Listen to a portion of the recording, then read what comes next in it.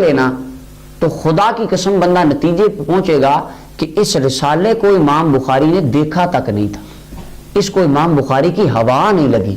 جس طرح کے علمی سقم اس رسالے میں ہیں اور جس طرح کے یعنی عجیب ترین استدلالات ہیں، امام بخاری کی باڈی لینگویج یہ نہیں ہے. کیونکہ امام بخاری کی ادب مفرد ہمارے پاس ہے، الخلق و افعال العباد وہ جو ہے وہ کتاب ہے، بخاری ہے، امام بخاری کی اور کئی کتابیں ہمارے پاس ہیں. جب ہم انہیں پڑھتے ہیں تو ایک انداز، ایک کہنے ان کا ایٹیچیوڈ ہمیں پتہ چلتا ہے کہ یار یہ بندہ دیکھو نا کیا بخاری ہے، اس طرح بخاری بات کرتا ہے. تو اس کے اندر وہ انداز لگتا ہی نہیں ہے کہ یار یہ بخاری نے لکھا، یا آپ کبھی پڑھ کے دیکھیے گے. اچھا خیر، میں یہ جذباتی بات نہیں، علمی طور پہ میں عبارت کروں. اس رسالے کو روایت کرنے والا امام بخاری رحمۃ اللہ علیہ سے ایک راوی ہے محمود بن اسحاق. کیا نام ہے اس کا؟ اسحاق. یہ امام بخاری، اب وہ مجہول الحال ہے، بالکل مجہول ہے.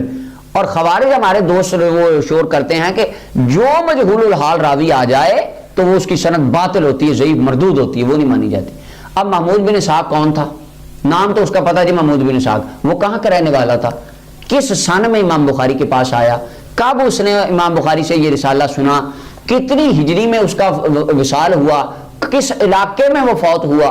اس کے کتنے آگے شاگرد تھے؟ یا وہ امام بخاری کی صحبت میں رہا، کسی نے اس کو دیکھا ہو؟ کتب تاریخ میں امام بخاری سے لے کر آج تک تمام کتب تاریخ اس پہ ساکت ہیں، خاموش ہیں، سوائے علامہ ذہبی کے کہ انہوں نے اس کی وہ ایک وصال کی تھوڑا سا لکھا. اس کے حالات کا کوئی پتہ نہیں. تو جو مجہول الحال بندہ ہو، اب یعنی وہ محمود بن اسحاق واللہ عالم ایک فرضی نام تھا، یہ جو بھی تھا، اس نے کتاب لکھ کے جڑ دی امام بخاری کی طرف اور وہ مشہور ہو گئی. اس طرح کی کئی باتیں ہیں. خیر، یہ اس کی سند بالکل ضعیف ہے، سوکا میں اس کی سند کے اندر. رحمۃ اللہ وبرکاتہ. امید کرتا ہوں آپ سب خیر و عافیت سے ہوں گے. جیسا کہ آپ نے ویڈیو میں ملاحظہ فرما ہی لیا ہے کہ یہ صاحب کہہ رہے ہیں کہ امام بخاری کی جز رفع دین امام بخاری سے ثابت نہیں ہے. یہ صرف اس لیے کہا ہے کیونکہ یہ رفع دین کو نہیں مانیں گے، کیونکہ اللہ کے رسول صلی اللہ تعالیٰ علیہ وسلم کی حدیث ہے صلو کما رأیتمونی اصلی، کہ تم نماز اس طرح پڑھو جس طرح پڑھتے مجھے دیکھتے ہو. صرف اس بنا پر، چونکہ یہ رفع دین جو کیا جاتا ہے یہ ان کے مسلک کے خلاف ہے، صرف اس بنا پر یہ جو ان کے سامنے آئے گا رفع دین سے متعلق اس کو یہ رد کرتے ہوئے چلیں گے. امام بخاری رحمہ اللہ نے اس جز رفع دین کے اندر جو ترک رفع دین مخالفین حضرات ہیں ان ساروں کے جوابات دیے ہیں. اس میں جو وہ حدیث پیش کرتے ہیں ضعیف، ان سب کا جواب امام بخاری رحمہ اللہ نے اس کتاب میں دیا. اب جو کہ ان کے ایک گھاٹے فٹ ہو رہی تھی یہ کتاب، تو انہوں نے سوچا اب کیا جائے، ہمیں تو اپنے مسلک کو بچانا ہے. تو انہوں نے کیا کیا کہ امام بخاری کی کتاب جز رفع دین پر ہی اشکال پیدا کر دی کہ یہ کتاب ہی امام بخاری سے ثابت نہیں ہے، کیونکہ اس کے اندر ایک راوی جو ہے اس کا نام محمود بن اسحاق الخزائی، وہ کہتے ہیں کہ وہ راوی مجہول الحال ہے اور مجہول الحال کی بات ہم تسلیم نہیں کرتے. تو میں ان سے جناب سے کہنا چاہوں گا، یا تو آپ اپنی واہواہی لوٹنے کے لیے اس ممبر پر بیٹھے ہیں، یا پھر اپنے مسلک کو بچانے کے لیے اس ممبر پر جو منہ میں آیا آپ نے بول دیا. بولنا مناسب نہیں، آپ نے بکواس کر دیا. تو میں نے 9 حوالے پیش کر رہا ہوں، حوالے تو 85 ہیں، لیکن میں 9 حوالے پیش کر رہا ہوں جنہوں نے بطور جزم اس امام بخاری کی کتاب کو مانا ہے کہ یہ امام بخاری کی کتاب ہے. ٹائم کو ضائع نہ کرتے ہوئے آئیے ہم شروع کرتے ہیں. حوالہ نمبر 1. تو حوالہ نمبر 1 ہے، یہ حافظ ابن حجر عسقلانی رحمہ اللہ نے محمود بن اسحاق کے بیان کردہ ایک روایت کو حسن قرار دیا ہے. یعنی جس راوی کو یہ صاحب مجہول الحال کہہ رہے ہیں، وہی روایت میں آنے کے بعد راوی کو امام ابن حجر عسقلانی موافقۃ الخبر جلد 1 صفحہ نمبر 417 میں کہتے ہیں کہ یہ روایت حسن ہے. اور یہاں ذہن نشین یہ کر لیجئے کہ راوی کی منفرد جو روایت ہوتی ہے اس کو اگر صحیح یا حسن کہہ دیا جاتا ہے تو وہ راوی کی توثیق ہوتی ہے. یہ اصول جو لکھا ہے نصب الرائے میں، اور جلد 1 ہے اس کا صفحہ نمبر 149 اور جلد نمبر 3 صفحہ نمبر 264. ابن حجر عسقلانی نے، جن کو یہ میرزادہ صاحب کہہ رہے ہیں محمود بن اسحاق الخزئی یہ مجہول الحال ہے، اسی راوی کی توثیق اس امام بن حجر اسقلانی کے حسن کہنے سے ہو جاتی ہے۔ حوالہ نمبر 2، علامہ نووی رحمۃ اللہ تعالی علیہ جز الرفع دین سے ایک روایت بطور جزم نقل کر کے لکھتے ہیں وَرَوَاهُ البخاری فی کتاب رفع دین بِإِسْنَادِهِ الصحیح، یعنی کہ امام بخاری رحمۃ اللہ نے اپنی کتاب رفع دین میں نافع سے صحیح سند کے ساتھ حدیث روایت کی ہے۔ یہ کہاں کہتے ہیں؟ المجمع الشراع المہذب جلد 3 صفحہ نمبر 405۔ تو امام نووی رحمہ اللہ کہہ رہے ہیں وَرَوَاهُ البخاری فی کتابہ الرفع دین بِإِسْنَادِهِ الصحیح کہ امام بخاری نے اپنی کتاب رفع دین میں نافع سے صحیح سند کے ساتھ حدیث روایت کی ہے، یعنی امام نووی بھی اس کو امام بخاری کی کتاب کہہ رہے ہیں۔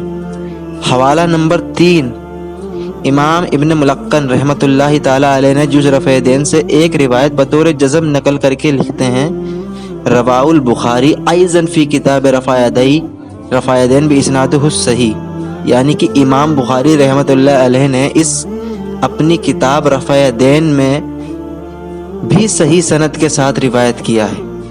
البدر المنیر جلد 3 صفحہ نمبر 468۔ تو امام ابن ملقن نے خود اس کو امام بخاری کی طرف منسوب کر کے کہا ہے کہ وَرَوَاهُ البخاری ایضا فی کتاب رفع دین بِاسْنَادِهِ الصحیح کی امام بخاری نے اس کو اپنی کتاب رفع دین میں بھی صحیح سند کے ساتھ روایت کیا ہے۔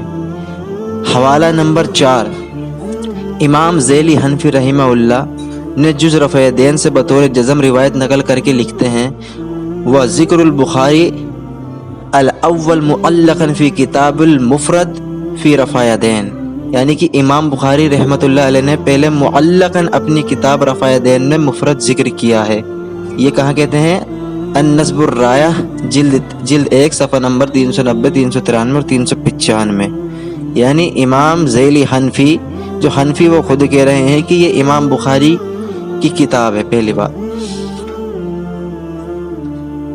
حوالہ نمبر 5، امام عینی حنفی رحمہ اللہ نے جز رفع دین کو بطور جزم امام بخاری رحمۃ اللہ علیہ سے نقل کیا ہے، لکھتے ہیں کہ وقال البخاری فی کتابہ الرفع دین فی الصلاۃ، یعنی کہ امام بخاری رحمۃ اللہ علیہ نے اپنی کتاب رفع دین فی الصلاۃ میں فرمایا، یعنی امام بخاری کی طرف امام عینی حنفی رحمہ اللہ یہ منسوب کر رہے ہیں۔ اور اس کا حوالہ ہے عمدۃ القاری جلد 5 صفحہ نمبر 272 حدیث نمبر 735۔ تو امام عینی حنفی خود کہہ رہے ہیں کہ امام بخاری کی کتاب ہے۔ حوالہ نمبر 6، امام سیوطی رحمۃ اللہ تعالی علیہ نے جز رفع دین کو بطور جزم امام بخاری رحمۃ اللہ سے نقل کیا ہے، لکھتے ہیں قال البخاری فی کتاب رفع دین فی الصلاۃ، یعنی کہ امام بخاری نے اپنی کتاب رفع دین فی الصلاۃ میں فرمایا۔ امام سیوطی رحمہ اللہ امام بخاری کی طرف منسوب کر کے کہہ رہے ہیں امام بخاری نے اپنی کتاب رفع دین میں فرمایا۔ اور یہ کہاں کہتے ہیں؟ فضء الوفا فی حدید رفع الیدین بالدعا صفحہ نمبر 5۔ حوالہ نمبر 7، امام ذہبی رحمہ اللہ لکھتے ہیں رواہ، بریکٹ میں لکھتے ہیں خا سے مراد ہے امام بخاری، رواہ خا فی کتابی رفع دین نہ محمد ابن مقاتل عنہ، یعنی کہ اسے امام بخاری رحمۃ اللہ علیہ نے کتاب الرفع دین میں محمد بن مقاتل کی سند سے نقل کیا ہے۔ یہ کہاں کہتے ہیں؟ تنقیح التحقیق جلد 1 صفحہ نمبر 170۔ تو امام ذہبی رحمہ اللہ نے اس کتاب کو امام بخاری کی طرف منسوب کیا ہے۔ اب میں 8واں حوالہ آپ کے سامنے بریلوی کے ایک عالم سے پیش کرنا چاہتا ہوں جن کا نام غلام مصطفیٰ نوری بریلوی۔ انہوں نے اپنی کتاب نماز نبوی صلی اللہ علیہ وسلم کے صفحہ نمبر 162 میں لکھا ہے کہ امام بخاری نے اپنی کتاب جز رفع دین میں صفحہ نمبر 56 پہ لکھا۔ اب دیکھیں یہ خود مان رہے ہیں ان کے بریلوی عالم کہ امام بخاری کی کتاب جز رفع دین میں، تو اور اب یہ کہا جائے کہ احمد نقشبندی صاحب جھوٹے ہیں یا جو یہ کتاب لکھنے والے غلام مصطفیٰ نوری صاحب یہ بریلوی یہ جھوٹے ہیں؟ فیصلہ آپ کیجئے۔ اور حوالہ نمبر 9، امام حافظ ذہبی رحمہ اللہ لکھتے ہیں محمد ابن اسحاق البخاری القوائش سمیع من محمد ابن اسماعیل البخاری و محمد ابن الحسن بن جعفر صاحب یزید بن ہارون وحدث و عمر ہارون آخر بالخلیل وقال حدثنا عنہ محمد ابن احمد الملاحمی. یعنی کہ امام ذہبی کہتے ہیں کہ محمود بن اسحاق البخاری القواس انہوں نے محمد بن اسماعیل البخاری اور یزید بن ہارون کے شاگرد محمد بن حسن بن جعفر سے سنا، حدیثیں بیان کی ہیں اور ایک طویل زمانہ زندہ رہے. خلیلی نے ان کی تاریخ وفات بیان کی ہے اور فرمایا کہ ہمیں محمد بن احمد الملاحمی رحمہ اللہ نے ان سے حدیث بیان کی ہے. تاریخ اسلام جلد 25 صفحہ نمبر 83.